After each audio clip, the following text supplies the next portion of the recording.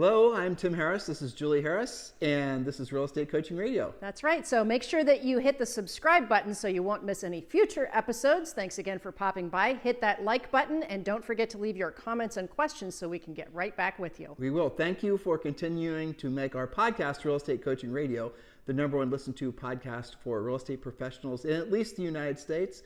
And let us know what you think about this video. Leave your comments below. Thank you. 3, 2, 1, and we are back. And this is day 2 of your top 10 real estate lead and business models rated. So what we're doing this week, and yesterday was obviously day 1, this being day 2, that should be obvious, is we're going through and rating and reviewing and comparing and contrasting all the top 10 most common real estate business models. Without going into a long breathy explanation, really at the end of the day, you guys are all going to migrate towards 1 or 2 or 3 different lead generation models, and we want you to choose wisely. And we also want you to consider the fact that the best real estate agents we've ever coached, the ones making the most money, selling the most houses, that have been in the business for the longest periods of time, they've worked their businesses up to the point where they have 5 to 7 proven lead generation models, or lead generation as we refer to it, spokes. And if you don't know what a spoke is, a quick review: spokes on the wheel. A bicycle wheel with 5 to 7 spokes is obviously going to have more strength and integrity than say a wheel with 1 spoke. And we want you to work towards having 5 to 7 spokes and choose wisely. And choose which ones you're going to put on the wheel first, because if you choose one that's fragile, you're going to soon discover as you're rolling down the road that guess what? Your wheel was built with frankly fragile spokes. That's right. And we realize that it can be very difficult for you to navigate through your own decision tree on this. So we're going to help you figure out all of the good, the bad, and the ugly of each one of these spokes. We're going to consider things like the cost in terms of time and money, and sometimes both, the level of skill required and how hard that skill might be to get. Maybe some of these require less or more skill. Is it passive or is it active? How efficient is it? In other words, how long is it going to take for you to get results from this? So we're going to apply all of those things to each of these different sources, or as we call them, spokes. Yesterday, we talked about geographic farming. We talked about probate attorneys and divorce attorneys. And I think today you wanted to talk about NOD, which stands for Notice of Default, as well as distressed property, which encompasses short sales and REOs as well. Okay, so let's talk about that. Now, again, Julie just said it, but I'm going to repeat it. Some of you, frankly, if you've been in the business for 15 years or less, you've never really had to worry about notice of defaults or distressed real estate. And you've been very lucky for that. Let me tell you, Julie and I have been in business for 25 years. Yeah. And especially during the last housing crash, 07 through 09, everything was notice of defaults and distressed. And it was just awful. It just was. Now, it wasn't awful for the agents who were actually listing the REOs, who actually knew how to do short sales. It wasn't awful for the agents that had the skill set to actually get the homes sold in that market because of that market. So notice of defaults and distressed. How do you know? What are the pluses and the minuses? The pluses and the minuses are simple. You have incredibly motivated sellers when it comes to distressed real estate. If it's a short sale, that seller's very motivated. If it's an REO property, real estate owned, right, by a bank, that's incredibly motivated. That's an incredibly motivated seller. Those relationships, generally speaking, are very transactional, and with the exception of maybe some short sale listings that you might stumble across, the short sales are sometimes highly emotional, whereas REOs are low emotion. But it really, at the end of the day, you're dealing with the very best, the most motivated seller you can possibly ever have. It's somebody that has no choice other than just to sell the property. The quintessential have-to-sell seller, as our Harris Certified coaches call them. There's a big difference between a want-to-sell seller, maybe aspirationally priced. Well, we'll sell if we can get our price in this special circumstance, versus in this category of distressed short sale REO and notice of default, we have to sell. And that could be the bank, as you said, or it could be the actual homeowner. One way or the other, keeping the home is not an option. And what does that mean to you as a listing agent? It means you're going to have a realistic price, a realistic time frame. And the other thing that I like about this, remember we promised to give them the good, the bad, and the ugly. That's right. The other thing is this tends to be a full commission transaction. Yep. So that's good. And in many cases, once you've established how you're going to work this system, you tend to have less competition. You might on a short sale, but once you have a bank relationship, you are the go-to person for as long as you're doing a killer job for that asset manager or that bank. Back in '07, we started teaching agents how to do short sales. And in '08, we started teaching agents how to work directly with the banks to get REOs.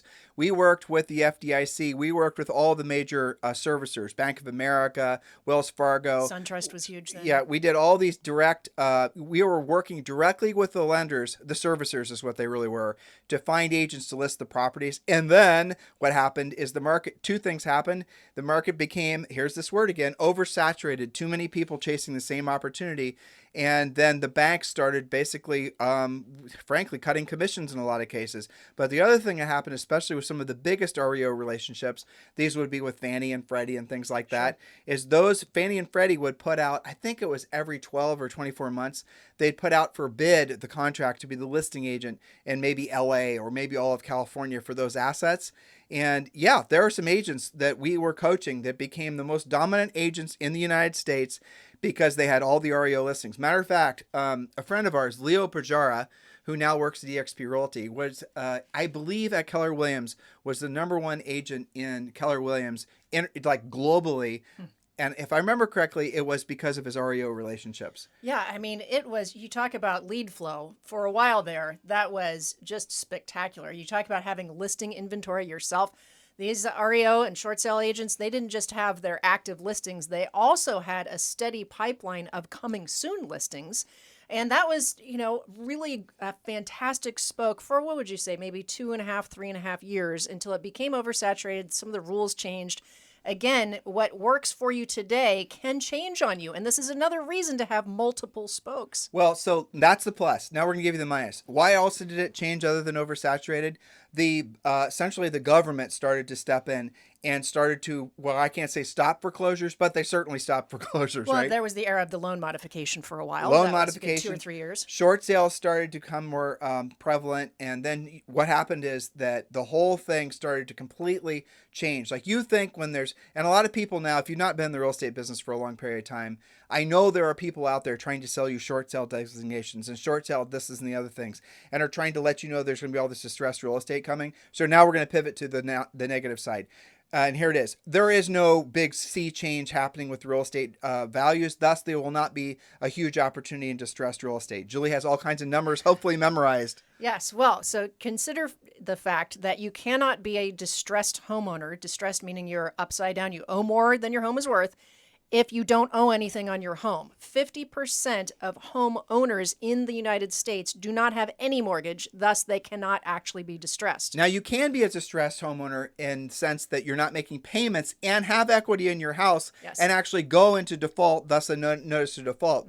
So you might want to look for this, right? In your marketplace, there are always going to be notice of defaults, and especially after the last 3 years, notice of defaults, almost all of them are going to have a lot of equity in their properties. So you're going to be able to call that notice of default, or in some cases mail them or knock on their door, and you're going to offer them the opportunity to have a graceful exit out of the house, and they're going to be able to sell the house. You're going to be able to give them a check, because what happens ultimately if the house goes through the whole foreclosure process, all of the fees, all of the, really their piles on. Their equity basically is depleted faster than you can possibly imagine, because the banks pile on fees, the attorneys pile on fees. The process is very expensive, and in some cases, whatever equity the seller would have had they sold the house with you prior to it going into foreclosure, they have lost it all basically because of the process. And meanwhile, their credit is wrecked as well. So we teach you how to explain all this to a prospective notice of default seller in your particular market. But here's the ultimate problem. Now pay attention to what I'm about to tell you guys. So now I'm going to round the numbers up, and I'm not going to give you exact numbers because frankly, I don't have them memorized. Julie probably does, but here it is. So of all the homes in the United States, 50% of them are owned outright. Of the other 50% that have loans on them, that have mortgages on them, most, if not all of those loans, and the only loans mortgages this is not relevant for, are the ones that were taken out in the first half of 2022, right? And frankly, up to this point when rates went up. So everyone prior to that has a low interest rate mortgage of at least 3.5%. But even if you had a higher rate mortgage, you're going to have inflation, which will have increased the value of your home, meaning that you have equity in your house. So your worst case scenario is you put 10% down, you bought the first half of 2022, the values dropped a little bit in your particular market. I'm thinking about you, San Francisco, and all these other things. And you might be even with what the house is. You owe what the house is worth. Well, wait a year, you'll be fine. Mm-hmm. But here's the real punchline where there's not going to be a big opportunity with distressed real estate, because of the homes with a mortgage that, remember, 50% are owned outright. The other 50% have on average a 50% equity in the properties. Yes, that's right. So the possibility of actually owing more than your home is worth, that will only have happened if somebody just very recently refinanced and pulled a whole bunch of equity out. And even then, all you have to do is wait, 6 months, and they're already not upside down anymore. Now, the people that are trying to sell you into the belief that there's a big sea change happening, there's going to be a lot of distressed real estate. They're calling it a forbearance crisis. They didn't sell real estate they're either, I don't know, I'm wanting to bite my tongue and not use the actual words I'm thinking. But the reality of it is they either don't know that they're telling you something that's not true, or they're doing it intentionally. But here's really the punchline. There will not be the only thing that would make us wrong. The only thing that would make us wrong is if there was an enormous increase in unemployment. That's it. And then if that were to happen and a whole bunch of homes were to come for sale, then you'd see potentially people racing for the exits, and you could see a distressed market in a very small environment. So if you're living in some sort of, isolated rural type community where they're making widgets, and all of a sudden the widget company is relocated to a different part of the world, and there's a whole bunch of homeowners there, and Julie and I experienced this when we were selling real estate, you're going to see that particular market become depressed, and there's going to be, distressed real estate in that area where maybe, 15 minutes away, there is no distressed real estate. Little micro pockets. But even then, remember, the banks are probably going to be willing to give you a forbearance for at least 6 months, maybe 12 months, maybe even 18 months for you to get your act back together, either sell the house, relocate, get another job, get a second job, your spouse gets a job.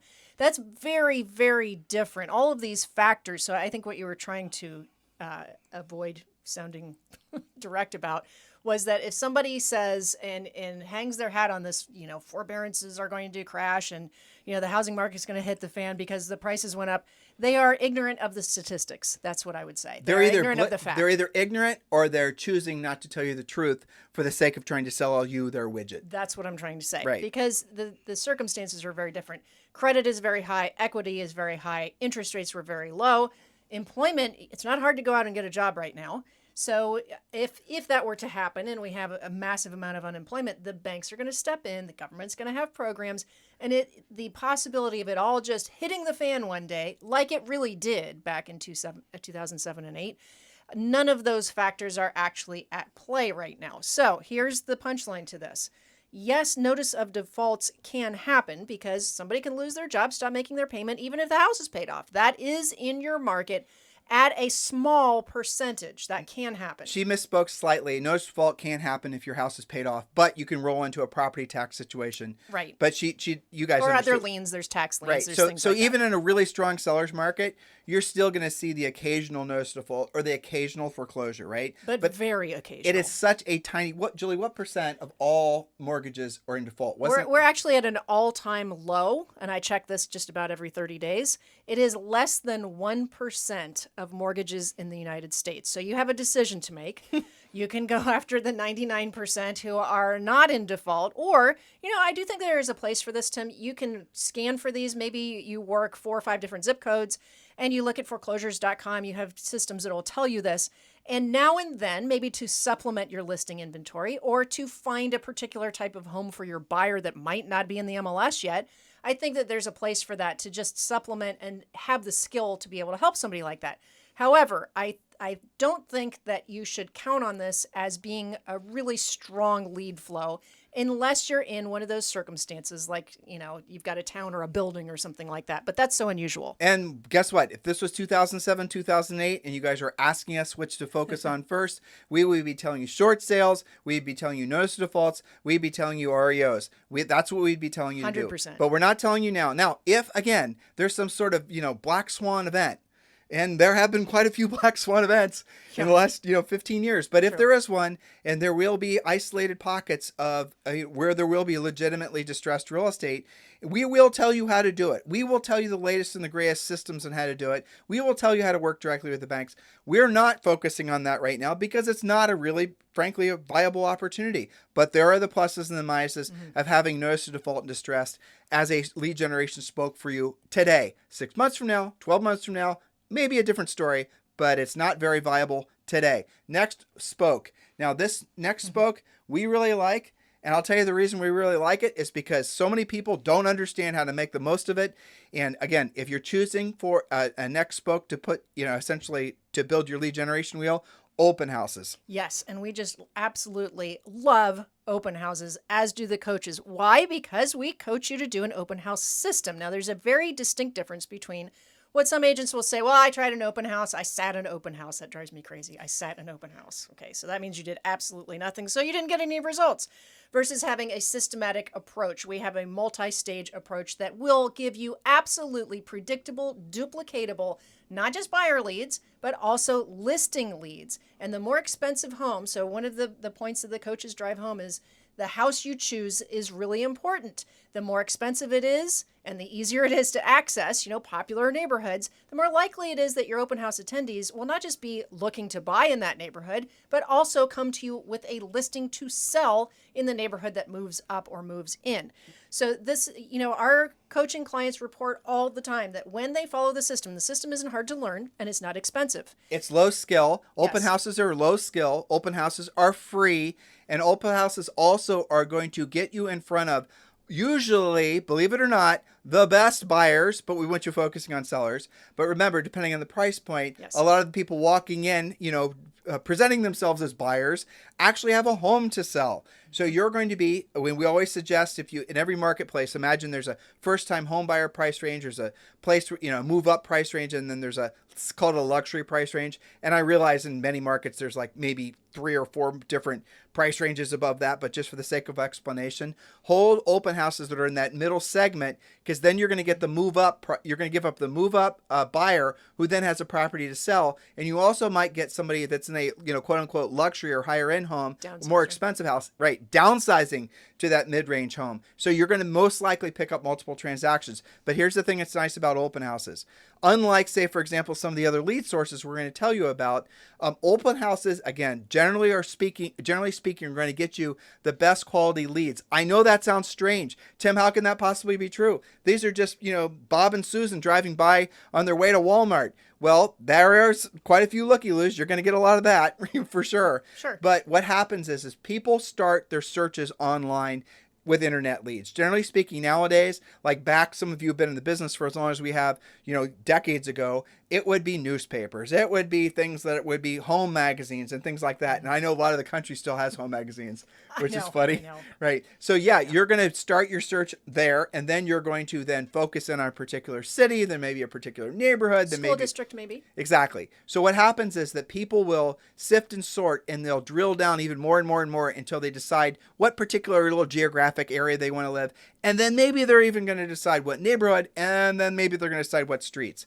So the people driving the neighborhoods, again, are going to be the most motivated type of potential leads for you, whereas the internet leads that you guys pay such extraordinary amounts of money for, which we'll talk about again here probably in a second, maybe today or tomorrow, as a lead generation spoke, those are the least motivated. Sort of like, again, for those of you who've been in the business forever, or maybe you've seen one of these Homes magazines, when you're standing at line at the grocery store and you grab a Homes magazine and you throw it in the bag, you're not even remotely interested in buying or selling real estate. You're just it's real estate porn, basically. You didn't go there to look at real estate. You went there to buy groceries, right? So you have to follow the intention. When somebody intentionally goes to an open house in the particular neighborhood that they would love to live in, they are intentionally wanting to have a real estate conversation. Now, there is a certain percentage that, they're just house connoisseurs. They're looking for decorating ideas. But that's not all of them. And if you have held opens before and you either have not gotten anybody to attend or you have not gotten good results, it's because you're missing key parts of the open house system. Yep. Such as, I'm not going to go through all of them. That's what coaching is for. Such as following up on the same evening using an open house follow-up script instead of sitting on those leads or assuming, well, they'll just call me if they're ready. That right there is the biggest sin, right? Whether you guys become coaching clients or not, remember Julie just told you that. Absolutely positively call those people back. Julie says the evening, but you got to call every single person back. Of course, you're going to need to know how to get their phone numbers and their names, which we teach you to do in the system. But this is what most of you are taught to do. Put them in a CRM and drip on them. Drip. No, do not drip on them. I'm going to give you guys a little, we actually should add a spoke. I'm going to do a spoke. Okay. I just thought of another one. Sure. Okay, so there it is. That's open houses. Big advocates of them. What's the downside of doing open houses? I can't think of one. I mean, you're going to spend some time, but I wouldn't even call that a downside because, again, we have an example of, we were talking yesterday about one contact, multiple opportunities with the attorneys. Well, this is one event, your open house for 2 or 3 hours. Multiple opportunities, you're going to meet lots of people. And the other reason we like this as coaches is because it builds your skill. You get used to actually talking to people, having real estate conversations, using your lead follow-up scripts, using your pre-qualification scripts. So I don't think there is a downside. I guess if you chose the wrong house, you tried to hold something open that was up a hill with a twisty road behind a gate where you had to talk to the HOA president on a sunny afternoon. There's a bunch of mean dogs. And there were Rottweilers in the front lawn and, maybe, but that was on you for picking the wrong house. So aside from those simple mistakes that we cure you of in coaching, I really don't see that there's a downside. And, you and I did countless transactions from open houses. Our coaches certainly have. That's why they are qualified to coach you on this. And certainly our coaching clients are really, really good at this. I love open houses because it puts agents in direct contact, belly to belly, voice to voice with humans. And yes. I love it because it's good for a new agent. It's good for a seasoned veteran agent. Mm-hmm. If you're a super high-end luxury agent and you're saying, Tim, I'm too high employed to do open houses. I'm too busy. Sunday's my day for tennis or golf. Well, then that's fine because guess what? You're going to have some other agent that's going to come to your market that's going to start doing open houses and get those potential leads and get those potential relationships. Sellers love to see agents making an effort, especially in a market like this. Some of you have become complacent, lazy, arrogant even, believing that the business is just going to come to you because it always has. Now the market's changed. Now sellers are going to become more particular. And if they see somebody in your particular area, I'm speaking to you, high-end agent, and they're hustling, they're doing the opens, they're following our system. They're doing a neighbors only open prior. They're doing They're following the system. They're following the system. Yeah. That seller, all the sellers that agent comes in contact with is going to remember that, it's Sunday and here's this agent working their ass off to obviously try to sell their neighbor's house. Trust me when I tell you, in a transitioning market like what we are in, this is when the most disruption actually happens because there's certain agents that are willing to change, willing to do what others aren't willing to do. Mm-hmm. There's so much technological, everyone talks about, the new chat AI and all these different technologies that are basically going to become very prolific in the marketplace in the forms of all business. Your disruptive technology is always going to be your willingness to have direct face-to-face contact and conversations with other humans. That is what's going to give you the competitive advantage because the other ideas everyone's going to rush to because their perception that these other ideas are easy and more passive. So there it is. Open houses are big advocates of that. Julie, let's do one more. Okay, you choose. For today. So there's another potential spoke, and I don't think you and I came up with any other than if you choose the wrong house. We think, yeah. So by the way, open house system, we talked about that a bunch of times. Obviously, you guys get that when you join Premier Coaching. Just text the word Premier to 47372 or go to premiercoaching.com. Text the word Premier to 47372 or go to, premiercoaching.com. Remember, in texting, message and data rates may apply. You can join completely for free, no delay. Okay, now I want to talk about another one that wasn't on our list. Are you talking about dripping? I'm talking about dripping. Okay. Now listen, I am going to be 53 this year, and let me tell you, I do not want to drip. No, dripping is not generally a good thing. Dripping is something that is a side effect of potentially taking some sort of drug. It's one of those small print things. Or perhaps you should be taking some kind of drug. Hopefully you guys are saying ew and laughing along with us. Okay, so here's the reality. CRMs, dripping, building big databases, and building funnels and all of that type of thing. Now, we're going to really drill it on this. Well, let's explain it a little bit more. So you generate a lead. And let's say you generate it from your open house. Let's say you generate it from pay-per-click. Let's say you generate it from, AdWords. You generate it from YouTube. You generate some sort of lead. The lead then gets entered into your CRM. Your CRM is then going to drip on them, send them, it could be videos, it could be textual emails, it could be hopefully not SMSs unless you're doing it legally. Newsletter maybe. Right. So you're going to start sending them in almost always a digital format content. We talked yesterday about geographic farming and things like that. Some of you have used geographic farming with great results because what you did is you mailed, say, for example, not a postcard, but a newsletter. Again, in certain markets that works really well. But when it comes to CRMs and drip campaigns, I'll give you the punchline. There has been tons of research, not done by Julie and I. We only know anecdotal research from what our coaching clients have told us, but from what other people have researched, long-term drip campaigns have an incredibly low probability of success, less than 1%.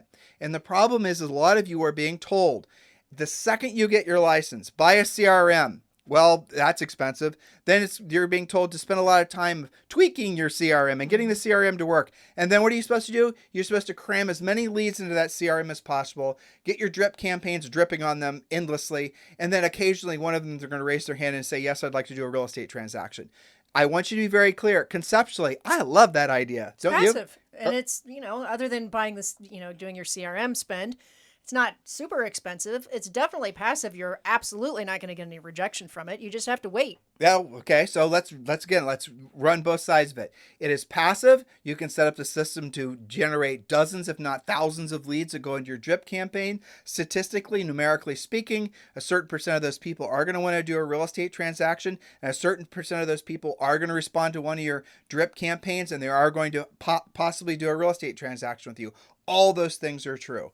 And again, a nice thing about a drip campaign is that it is something that you can mostly set and forget. Once you've got good lead capture pages and funnels put in place, once you get all those feeding correctly to a CRM, yes, hypothetically, that's really going to work. You guys with me so far? So we see the attributes of it, but here's the downside. And we already kind of gave you the punchline. All the research has been done years ago and shown that long-term drip campaigns don't really work. But here's really the downside of it. In real estate in particular, because we haven't studied many other industries to know whether drip campaigns would work in other industries. I can't see how they would if they don't in real estate, but just, here's the downside. That buyer or that seller, that agent, that person that's in your drip campaign, they are not just in your drip campaign, they're in many other drip campaigns. Right? And what makes you think that they're going to even open, read, or even, or even receive? Some of you are saying, well, Tim, I can log into my CRM and I can see who opened it. I can read it, who viewed it, how much time they spent on it. Call them. Right. Call them. Stop looking and being proud of yourself because you think that person, I'm looking at this person and they're spending more and more time looking at the new listings I'm sending to them. Why the hell haven't you called them? Yeah, that's not a contact. Looking at it is not a contact. What you're actually doing is you're providing potential houses for a buyer to buy, and that buyer is working with another realtor. If they're even qualified. Exactly. And this is something you guys have to move past. And also, because you didn't call them, you don't know if they have a house to sell. So you're not just missing out on one potential transaction, it's at least two. Now, notice with these long-term drip campaigns, the overarching problem is it breeds complacency, because what happens is you will actually feel a false sense of security having a large database that you're dripping on. Some of you with your cups of coffee in between going to Facebook pages will sit there and study endlessly all the analytics of your drip campaigns, and you will then start to feel confident that there's going to be enough people that are going to brew up and do a transaction with you. But you have not actually thought about this. You aren't calling them, you aren't having direct conversations with them, but they're also in many other people's drip campaigns. And this is the fallacy of that business model. Now, we know that you'll still do it because we do. All of you do. And that's why we're sort of trying to lift the fog from how you're thinking about it. So I coach our elite clients like this, the coaches do. If you are going to do this, because we know that you will, and it's not that we don't want you to have a database and that we don't want you to be systematically sending things out and supplementing what you should be doing actively with this. However, here's the rule. When somebody responds to whatever you sent them digitally, maybe it was a newsletter, a market report, it could be anything, a recipe, whatever you're sending to them that you're dripping on them, you have to call them. Don't just shoot them back another email or another text saying, oh, it's nice to hear from you. You have to call them and have real conversations using a real Easy to learn, but effective script. I'm going to share with you guys a philosophy. The most successful agents we've ever coached have the fewest number of leads. This is true. I want you to think about this. And this isn't true in all sales. I've read, Julie and I consume sales books all the time, right? The goal is not to have a crap ton of leads. The goal is to have very, very, very few leads, but those are incredibly motivated leads. And if you're just putting people in a drip campaign, I promise you, for every 100 that you put in there, there are probably 2 or 3 that are rockstar leads, but you aren't working with them because you're dripping on them and you're not calling them, and you think your drip campaign is going to be so compelling that they're going to want to do business with you. Your job when you get a new lead is to call that lead, call the lead, and then you're to pre-qualify the lead. You're to go ask them tough questions that will result in them either deciding to work with you, setting an appointment with you, or you're going to determine that they're not motivated enough to want to work with you, and you're going to throw the fish back into the water, right? You are not going to try to make an unmotivated person into a motivated person. You're not going to try to drip on them. There's no script for that, by the way. There is no script for that, right? So your job is to go through leads quickly, ask them questions to qualify them for financial ability and for the motivation, and then to set an appointment. It is not to get gobs and gobs of thousands and thousands of leads. Well, see, that's part of the problem is that they think of them as leads, right? So the strategy is not, as you said, our most successful coaching clients don't have oodles and oodles of leads. They have pure leads, smaller lists of people they're actually working with. So part of this, and this is, again, why we have coaching, is to define what a lead actually is. Most of your database is just a contact. It's just a number. Do they think of themselves as a real estate lead? Or did you just run into them at Starbucks, copy down the information and stuff them into your CRM, hoping that someday they're going to do business with you? If they don't think of themselves as a lead, you shouldn't be calling them a lead. Do you guys understanding what we're focusing on here? There is a place for all of this stuff. And if we do know you're going to do it. Most of you join real estate brokerages and they give you a CRM. Well, if they're going to give you one, you don't have to pay for it. You might as well use it, right? Just do not believe that it's actually going to generate business for you, because statistically, the numbers are so damn tiny, it just doesn't even matter. It's not something you should be focusing on. Remember, we started the show yesterday and we said, we are assuming that you do not have an endless amount of time to make money and help people, and you are then going to want to focus in on things that are going to get you paid the quickest. Well, hopefully you're understanding that long-term anything isn't going to do it. Dripping is not good. Dripping is not good, right? Now we're going to pick up tomorrow where we left off today. So today we talked about, what did we talk about today? Geographic farming. Yes. We did that today or We yesterday? talked about open houses, and I think we talked about distress too. We Yeah. talked about it a lot today. Hope We you guys did. were taking notes. Right. So again, you're choosing which spokes you're going to put on your wheel and which order you're going to put on them. We're giving you on your wheel, we're giving you the pluses and minuses of each of these lead generation methods. You have to decide. And again, it's not a one size fits all approach. When you sign up for our coaching, we're not just going to tell you to do this and tell you to do this. We're going to suggest that these are the orders in which you should be adding the spokes, because these are the things that are going to get you the most results the quickest. But we're also going to tell you how much effort it's going to take and if any expenditure is required. We're not focusing on specific little ideas. We're focusing on overarching business models that a lot of you guys are following. And we're going to start moving towards the more common ones, I think probably tomorrow, which is going to be your centers of influence and past clients, your by referral and things like that. So that's what we're going to lead into tomorrow on tomorrow's show. Thank you for continuing to make this the number one listen to daily podcast for real estate professionals in at least the United States. Please do subscribe if you're on YouTube. Please do like, or what do you do on iTunes? You know what? Give us a 5-star review on iTunes. 5-star review. There you Exactly. go. And if- And become a coaching member. You know, we refer to all of these things like the open house system and some scripts. None of this is difficult, but you make it more difficult the longer you wait. So become a coaching client. Just text the word Premier to 47372 or simply go to premiercoaching.com so that we can see you immediately and strap some rocket boosters to your career and make things a lot easier for you. And remember, when you text the word Premier to 47372 or you go to premiercoaching.com, you can join Premier Coaching for free. And yes, that does include a daily semi-private coaching call. You know this is something you should all be doing, so take action on this now. Remember, when texting, message and data rates may apply. We'll talk with you on the show tomorrow. Hello, thank you for having watched this video. Please remember to subscribe to our YouTube channel. That's right. And don't forget to hit that like button, leave your comments and questions below, and we will get right back with you. Thank you for watching this video, and remember to watch the next one. You're going to love that one.